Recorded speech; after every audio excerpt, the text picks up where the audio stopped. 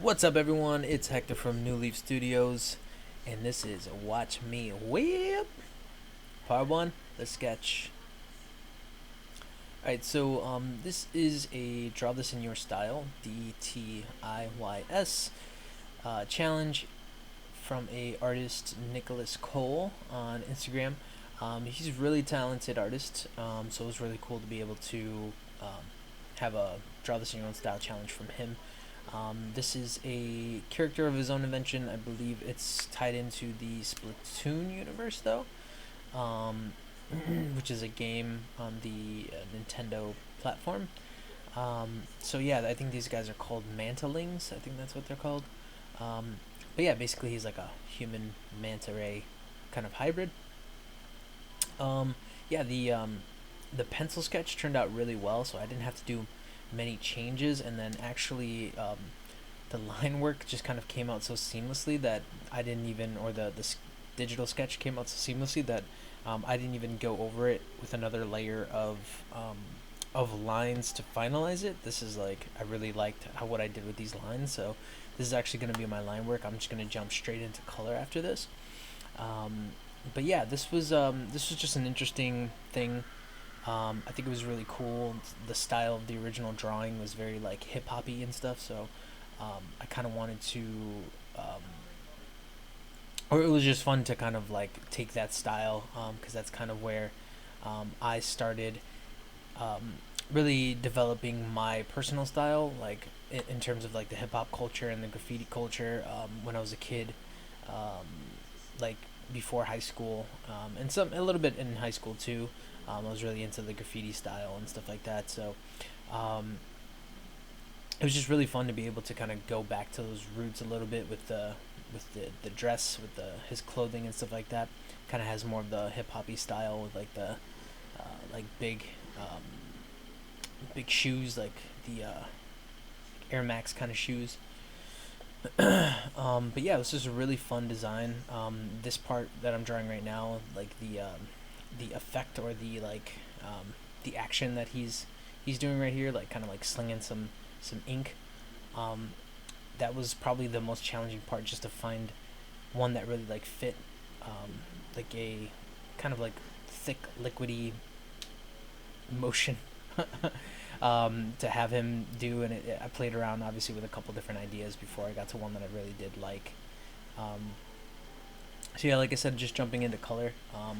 Typically I do this after the inks, but then I just saturated the sketch color into black, and then yeah, then I started blocking it out because I did like the line work. I didn't feel like I needed another step in there. So yeah, I just blocked, as usual. I block out the form, and then I go ahead and fill it in afterwards. So yeah, the coloring process was really fun with this one too. The color scheme of the mantling itself, like its body color, and then it's like highlight because it has like a two tone kind of skin tone, was pretty cool to try and emulate, like in Nicholas Cole's color palette. I didn't use his exact palette. I just kind of estimated. So it's not super exact, but it's just I kind of eyeballed it just because I wanted it to, it's a draw this in my style. So I wanted to have colors that really represented, um, I guess, more of what I thought the uh, the character should have. And it's just slight variations. It's not even like a huge variation or anything like that. So um, yeah, the coloring process was pretty easy here. It's not really a complex drawing. He doesn't have like too many moving pieces, but I love the contrast in the palette, and kind of just just playing with, again, like the positions of the colors, the style of it, and everything like that. And then later on, you'll see I do a gradient over these colors, that just kind of helps make them stand out a little more, and just gives them like variant. Actually, I think the original did have a gradient color as well, so I think I was matching the gradient for the original. Yeah, there you go. So I added a gradient there, and then now I'm just toggling the colors. I'm trying to get it as close to what I'm looking for as possible.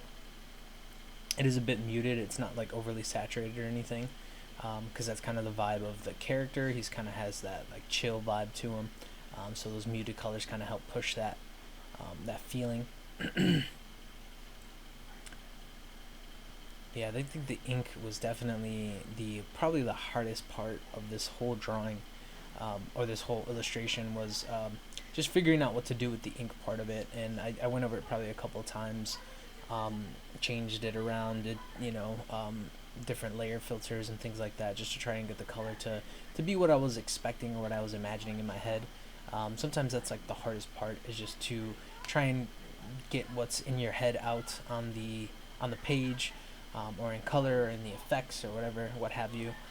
So that's typically like, or it can be the hardest part of being an illustrator, but it's also on the flip side probably the most rewarding part, being able to um, uh, get those things to illustrate those things pretty exactly, or as close to your vision as possible. So yeah, right now I'm working with the gradient here. With the sweater was a bit more subtle than the pants. So yeah, I just did that gradient. It definitely gives it more of a feeling of like dynamism. So I did like that. And moving into the finishing touches here, and I'm gonna create my background first. That's what I tried to do before any of the effects are in, just because it helps establish a light source and things like that. So I definitely want to figure those things out a little sooner than later.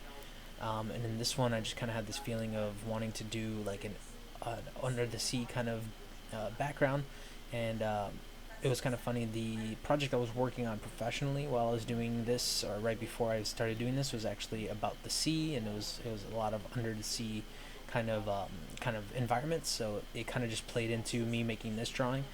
Um, and yeah, it was a very painterly exercise to go in here and try to create that under the sea vibe.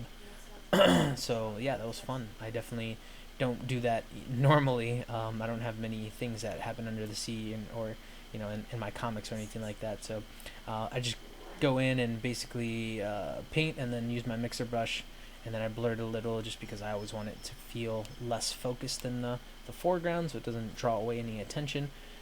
It's kind of just sitting in the background there, and I kind of like that diamond pattern. It kind of just makes me feel like that's what it's kind of like what water, like the pattern that water has, is kind of like an organic diamond shape. Um, I don't know. I just developed that while I was um, doing that project that I was talking about, that undersea project, and I feel like it does translate fairly well. Most people understand it. Maybe with a little explanation. Some people do need a little like explanation as to what exactly it is, but once you kind of explain it, they get it. So so yeah, that's kind of why I illustrated it that way, and I actually enjoy drawing that pattern a lot. So I might even just do like a painting or something that's like focal point is that pattern. But yeah, so I'm just playing with the different the color, and then I'm making the light sources here. I always do that contrast. So on one part of the body, I have a warm color, and the other part I have a cool color. With this, obviously, the cool color kind of dominates the space, but I definitely wanted to add just a touch a touch of warm in there somewhere, to add contrast in the foreground. And I guess I imagine that there's like a little volcano in front of them or something like that, casting that orange light like an undersea volcano, um, or just some kind of underground Atlantis type city where there's some cool little funky lamp in front of them. And yeah, like it's funny when you start doing illustration, you're like you get to the color stage, and you'll do flat colors, and you'll feel like it's complete, it's finished, it looks good. And then when you drop in shadows, it just takes it to like a whole another level of awesome. And that's kind of how I felt about this piece. Like I was like, oh, this looks super cool, and I just kind of sat back and looked at it when it was colored, and I was like, all right, cool. I'm kind of tired. I don't really want to lay in the shadows, but I'm gonna do it because I want to be able to finish this piece, because that's what these pieces are designed for. They're kind of designed to be done in like one day and not have to stop or take a break on these pieces. So I definitely wanted to accomplish that with every single piece that I'm doing for this Draw This in Your Own Style, and these like kind of still images. So I just dove into the shadows, and then when I started, I was like, oh yeah, this looks so good, and that kind of just motivated me to move forward.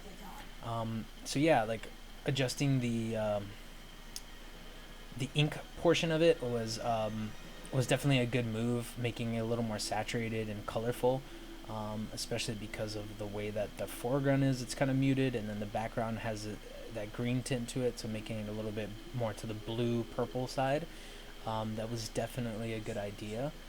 Um, yeah, but I really really enjoyed just doing this piece. Every little part of it was fun.